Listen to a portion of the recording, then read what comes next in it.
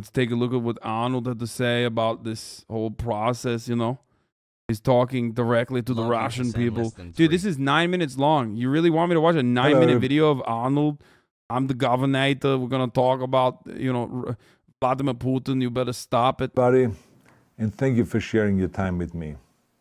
I'm sending this message through various different channels to reach my dear Russian friends and the Russian soldiers serving in Ukraine. I'm speaking to you today because there are things that are going on in the world that are being kept from you. Terrible things that you... I mean, he's old, so it makes sense, but dude, I don't want to watch this. He's just going to fucking be like, you need to stop. You need to stop doing what you're doing in the Ukraine. You know, he's going to say, watch it? You want me to watch 9 minutes of him just saying, like, don't do what you're doing in the Ukraine? I mean, of course he's going to say that. Yeah, and he's going to try to use his fame as a way to, like, probably try to reach out to Russian soldiers. And ultimately, like, it makes sense. I think it's probably nice. It is, like, because it's hopeless. It's senseless. But before I talk about the harsh realities, let me just tell you about the Russian who became my hero. In 1961, when I was 14 years old, a very good friend of mine invited me to come to Vienna and to watch the World Weightlifting Championships. I was in the audience when Yuri Petrovich Vlasov won the World Championship title, becoming the first human being to lift 200 kilograms over his head. And somehow a friend of mine got me backstage. All of a sudden, there I was, a 14-year-old boy, standing in front of the strongest man in the world. I couldn't believe it. He reached out to shake my hand. I mean, I still had a boy's hand. He had this powerful man's hand that swallowed mine. And he was kind. And he smiled at me. I will never forget that day. Never. I went home and I put his photo above my bed to inspire me when I started lifting weights. My father told me to take down that picture and to find a German or an Austrian hero. He got really angry and we argued back and forth. He didn't like Russians because of his experience in the Second World War. Wait. Uh-oh. That's an interesting thing to admit. Okay. Remember, boys, you know, people were upset about when I was talking about the Austrian annexation.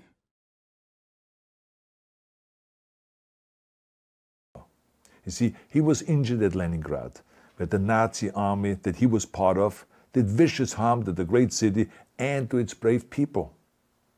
But I did not take the photograph down, no, because it didn't matter to me what flag Yuri Vlasov carried. No, I mean, look, of course he was fucking, he had a Nazi dad, dude. Like, what do you mean? That doesn't mean he is. Like, I don't think Arnold is a Nazi. Like, but yeah, no shit, dude. That's their fucking military at the time. Is like, anyway. But regardless, the reason why I'm saying that, and he is Austrian, but the reason why I said that specifically is because, like, now I don't know what the current attitude in the Austrian government is, but I'm pretty sure that you know, while there was some resistance to the Hitler annexation of Austria, that by and large it was seen as a positive by the people there. Also have shared similar values. Of course, there were still resistance, and I don't know how Austria talks about it now, but there was also Germans who were fighting because they were forced to fight that weren't a part of, like, there's varying degrees of, like, Nazi involvement in Germany. You know what I mean? But I think his father was a little bit more motivated in comparison to others who were maybe forced into conscription. My connections to Russia didn't stop there, by the way. Oh, it actually deepened when I traveled there with bodybuilding and for my movies and met all my Russian fans. And on one of those trips, I remember I met Yuri Vlasov once again. It was in Moscow during the filming of Red Heat, which was the first. He's literally speaking out against his video, against his father. Dude, I know, dude. I know. I'm talking about something entirely separate to the chatters. Can I please? Like, I know. He has talked about his dad being a Nazi before, and I think his grandfather too, like being a fascist. He is deeply ashamed of that. And many Germans are. And many Austrians are. That's completely understandable. Please shut up, chatters. First American movie allowed to... The separate point I was making was about the annexation of Austria, making it seem like that wasn't like, you know, something that people wanted on the ground. It actually deepened when I traveled there with bodybuilding and for my movies and met all my Russian fans. And on one of those trips, I remember, I met Yuri Vlasov once again. It was in Moscow during the filming of Red Heat, which was the first American movie allowed to film in Red Square. Now, he and I spent the whole day together. He was so thoughtful, so kind, and so smart, and, of course, very giving. He gave me this beautiful blue coffee cup. This is nice. Ever since then, I've been drinking my coffee out of every morning. Now, the reason why I'm telling you all of those things is that ever since I was 14 years old, I've had nothing but affections and respect for the people of Russia. The strength and the heart of the Russian people have always inspired me. And that is why I hope that you will let me tell you the truth about the war in Ukraine and what is happening there. No one likes to hear something critical of the government, I understand that. But as a longtime friend of the Russian people, I hope that you will hear what I have to say. And may I remind you that I speak with the same heartfelt concern as I spoke to the American people when there was an attempted insurrection on January 6th last year, when a wild crowd was storming the US Capitol, trying to overthrow our government. You see, there are moments like this that are so wrong, and then we have to speak up. And this is exactly the same with your government. Bro, how are you gonna fucking compare January 6th to like Russians who should speak out against the unjustifiable invasion of Ukraine, where like the consequences of that are 15 years prison sentence, like immediately. Anyway, it's like, Jesus Christ. It's just wild. Like, at least this is good to combat Russophobia though, because like it is for the first time, it is like a recognition that Russian people are human beings and separate from their government, which in most circumstances you don't really get from Western media, unfortunately. Like, people literally make it seem like it's every Russian is at fault. Government. I know that your government has told you that this is a war to denazify Ukraine. Denazify Ukraine? This is not true. Ukraine is a country with a Jewish president, I might add, whose father's 3 brothers were all murdered by the Nazis. You see, Ukraine. I'm about to be like, listen, I know Nazis when I see one. After all, I was raised by 3 of them. He did not start this war. Neither did nationalists or Nazis. Those in power in the Kremlin started this war. Every day. By the way, I do agree with what he's saying. It's not the nationalists. It's not the Azov battalion that started the fucking war. It's Vladimir Putin. Straight up. It's true. And you can suck one if you try desperately to change that reality, but it's just fucking true. And even if you were like a fan of Russian foreign policy, or if you admire it or whatever the fuck, you still have to recognize that this is Putin's doing. Straight up. My dude, you're always talking about the Azov battalion, Lamau.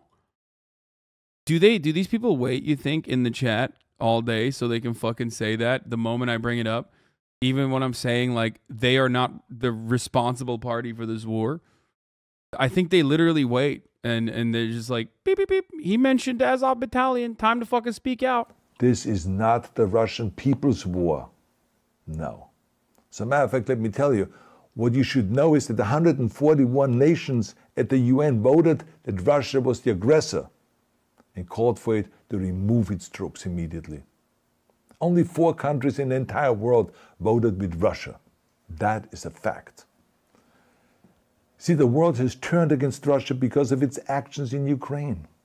Whole city blocks have been flattened by Russian artillery and bombs, including a children's hospital and a maternity hospital.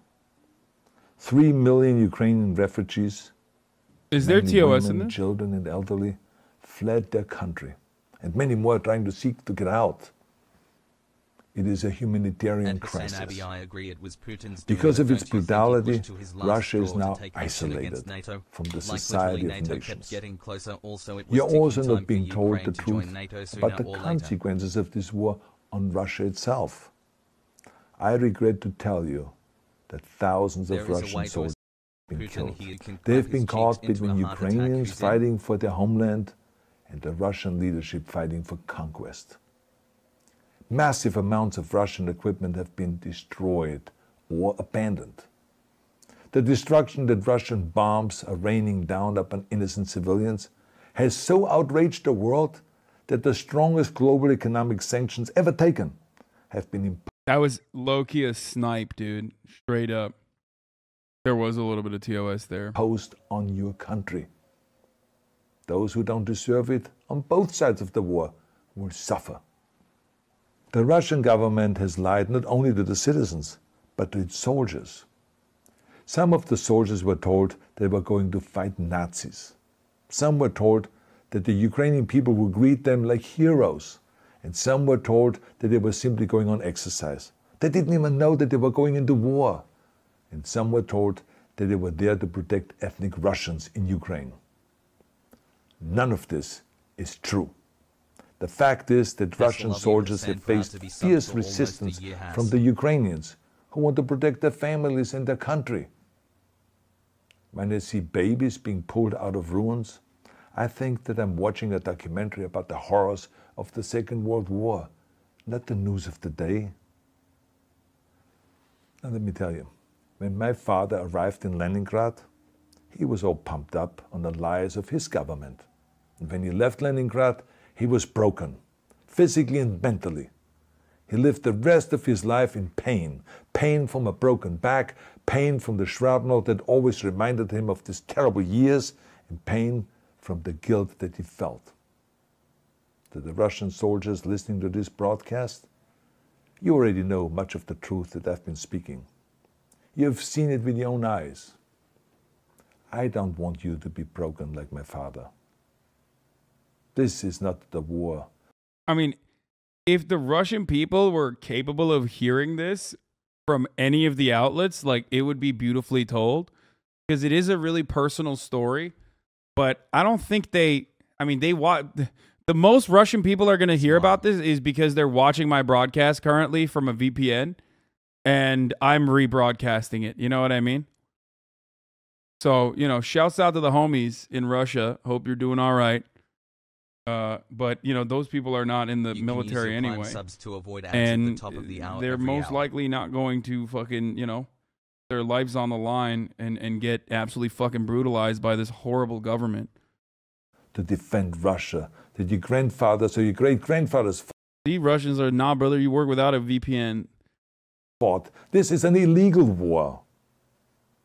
Your lives. Bro, they're gonna clip chimp this? limbs. What? That I said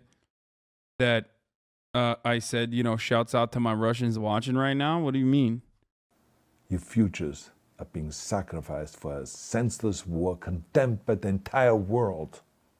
Now, to those in power in the Kremlin, let me just ask you, why would you sacrifice those young men for your own ambitions? To the soldiers who are listening to this, remember that 11 million Russians have family connections to Ukraine. So every bullet you shoot a brother or a sister. Every bomb or every shell that falls is falling not on an enemy, but on a school or a hospital. I'm a little worried. Or a home. I know that the Russian people are not aware of such things are happening. So I urge the Russian people and the Russian soldiers in Ukraine to understand the propaganda and the disinformation that you're being told. I ask you to help me spread the truth. Let your fellow Russians know the human catastrophe that is happening in Ukraine. And to President Putin, I say, you started this war. You're leading this war. You can stop this war. Now, let me close with a message to all of the Russians who have been protesting on the streets against the invasion of Ukraine. The world has seen your bravery. We know that you have suffered the consequences of your courage. You have been arrested, you have been jailed, and you have been beaten. You are my new heroes. You have the strength of Yuri Petrovich Vlasov. You have the true heart of Russia. My dear Russian friends, Hello. may God bless you all.